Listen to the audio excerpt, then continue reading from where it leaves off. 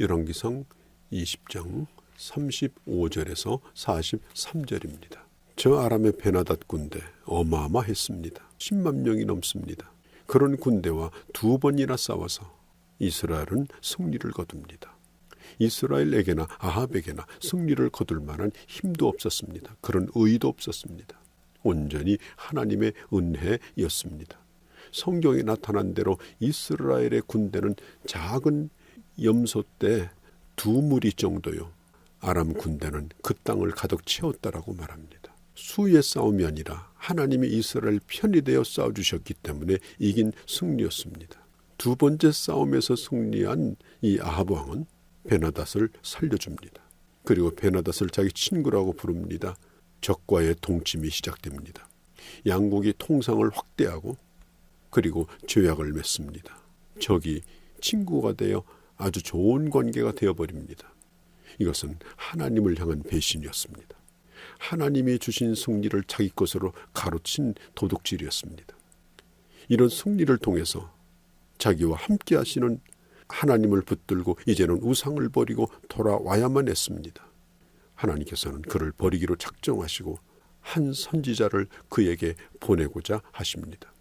이 선지자는 아합 왕에게 가기 위하여 준비를 하는데 그의 친구에게 자기를 때려달라, 자기를 쳐달라고 부탁을 하죠.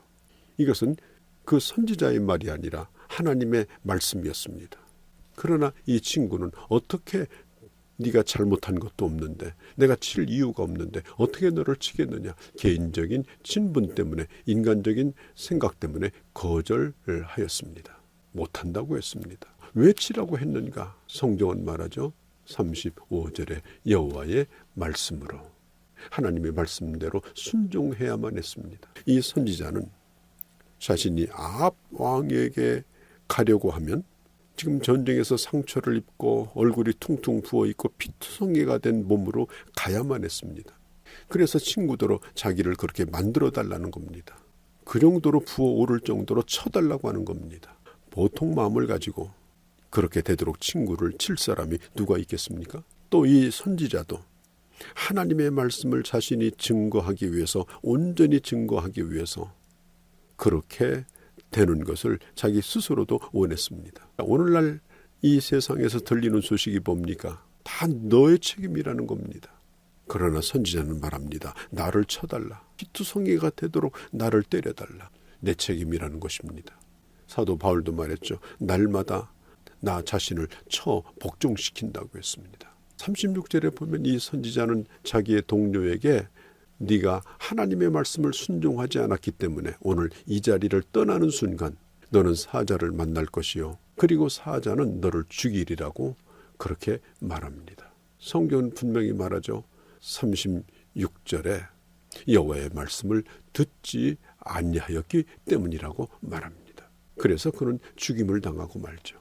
예레미야서 40장 10절에 보면 여호와의 일을 태만히 하는 자는 저주를 받을 것이요. 자기 칼을 금하여 피를 흘리지 않는 자도 저주를 당할 것이라고 했습니다. 하나님의 말씀을 증거하는 사람이 인정에 끌리고 그리고 사람 귀에 듣기 좋은 말만, 귀를 긁어주는 말만 골라서 한다면 하나님께서 그의 손에 들려준 말씀의 칼은 무뎌져 버립니다. 하나님은 말씀의 칼을 예리하게 갈아서 그 말씀의 칼을 잘 쓰기를 원하죠. 그래서 성경은 말합니다. 칼을 금하여 피를 흘리지 않는 자는 저주를 받을 것이다. 말씀 전하는 자는 하나님이 원하시는 말씀을 가감없이 온전히 증거해야 되고 또 순종해야 하는 것입니다. 인간이 듣기를 원하는 말보다는 하나님께서 하시고자 하는 말씀을 증거해야 합니다. 꼭 들어야 할 말씀을 증거해야 합니다. 17절에 보면 이 선지자는 또 다른 사람을 만납니다. 그래서 나를 매우 쳐달라고 말하죠. 그래서 심하게 쳐서 상처를 내게 했습니다. 얼굴은 싸우다가 돌아온 사람처럼 부어올랐고 피투성이가 됐습니다. 이것은 개인적인 관계를 떠나서 하나님의 말씀의 권위를 믿고 이해가 되지 않는다 할지라도 그 말씀대로 우선 순종하였기 때문입니다. 38절에 보면 예언자가 수건으로 자기 눈을 가리고 변장을 합니다. 금방 전장에서 돌아온 군인처럼, 상처를 입고 돌아온 군인처럼 그렇게 보이도록 만들었죠. 저는 이것을 보면서 이 하나님의 말씀을 증거하는 사람은 좀 다양한 방법으로, 그리고 새로운 방법으로 하나님의 은혜를 끼치기 위해서는 자기가 좀 허물어져도 겸손한 모습으로 말씀만 드러내는 이런 마음이 있어야 합니다. 오늘 이 선지자도 마치 퍼포먼스를 하는 것처럼, 행위 예술을 하는 것처럼 그러한 모습으로 어떤 상징을 가지고 행동을 가지고 하나님의 말씀을 증거하는 자세로 이렇게 수건으로 눈을 가리고 그리고 아방에게 나가고자 합니다. 왜냐하면 이렇게 하는 것이 말씀을 증거하는 데 도움이 된다면 그는 자기 자신이 이렇게 전부 허물어져도 괜찮다라고 생각을 한 거죠. 성경 에레미야서 28장 29장 사이에 보면 에레미야가 백성들에게 나가서 하나님의 말씀을 증거할 때에 자기 스스로가 자기 목에다가 멍에를 메고 다녔습니다. 그러면서 그는 유다 백성들에게 부르짖었습니다. 하나님의 말씀에 계속 순종하지 아니하면 내가 이 멍에를 맨 것처럼 하나님께서는 이스라엘에게 멍에를 메어서 포로로 끌려가게 될 것이다. 회개해야 된다. 돌이켜야 된다라고 증거했습니다. 오늘도 말씀을 전하는 자는 어떻게 하든지 말씀이 드러나기 위해서, 말씀이 말씀되기 위해서, 성도들이 은혜 받기 위해서 다양하게 말씀의 능력을 높여나가는 일을 해야 됩니다. 39절에 보면 이스라엘의 왕 아합이 지나가다가 이 사람을 만나게 됩니다. 그래서 선지자가 왕을 부릅니다. 왕이요. 그러면서 이야기를 시작합니다. 그의 이야기는 이런 얘기입니다. 제가 전쟁에 나갔습니다. 이렇게 피투성이가 되도록 싸웠습니다. 그래서 적군을 생포해왔습니다. 그런데 이 적군을 좀 지키라고 제가 명령을 받고 부탁을 받고 이 적군을 제가 지키고 있었습니다. 만일 이 적군을 놓치게 되면 이 포로를 대신해서 네가 죽을 거다. 그렇게 말했습니다. 대신 죽으라고 말했습니다. 아니면 은 1달란트, 은 30kg의 분량을 지불하라고 했습니다. 그런데 잠시 동안 다른 볼 일이 있어서 잠시 자리를 비웠는데 그만 이 포로가 도망쳐버리고 말았습니다. 그러니 이를 어쩌면 좋겠습니까?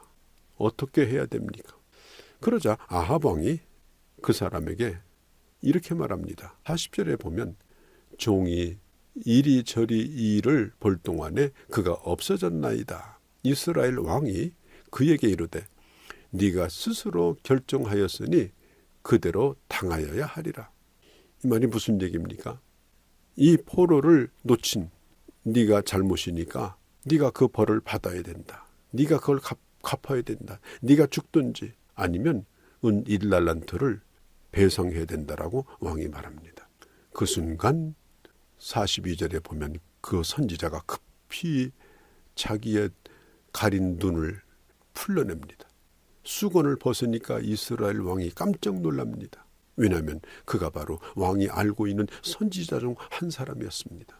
자, 왕이 어쩔 줄을 모릅니다. 왕에게 선지자가 이렇게 말하죠. 내가 죽이기로 한 자를 네가 살려주었다. 내가 이 전쟁에서 너를 이기게 해주고 그리고 왕도 포로를 잡게 했고 그리고 그 왕을 죽이라 했는데 너는 분명히 살려주었다. 그러니까 네가 대신 죽을 것이다. 네가 대신하여 죽을 것이다. 42절 끝에 놓았은즉 내 목숨은 그의 목숨을 대신하고 내 백성은 그의 백성을 대신하리라 하셨나이다. 43절에 아합 왕이 근심합니다. 답답해합니다. 한편으로는 불쾌하게 생각합니다. 화를 냅니다. 그 자리를 떠나서 사마리아로 돌아갑니다. 이 말을 듣고도 화를 내고 돌아가는, 고민하며 돌아가는 그의 모습은 안타깝기 그지없습니다. 그 자리에서 회개했어야만 합니다. 사랑하는 성도 여러분, 나는 오늘 하나님의 말씀에 순종하고 있습니까? 혹시라도 하나님이 주신 승리와 은혜를 가로채고 있지 않습니까? 자신에게는 관대하면서 다른 사람에게는 엄격하게 말씀을 적용하려고 달려들지 않습니까? 우리는 하나님의 사람입니다. 하나님이 맡겨준 것들이 있습니다. 온전한 승리를 통해서 온전히 하나님께만 영광을 돌리는 하나님의 종들이 다 되어질 수 있기를 진실로 바랍니다.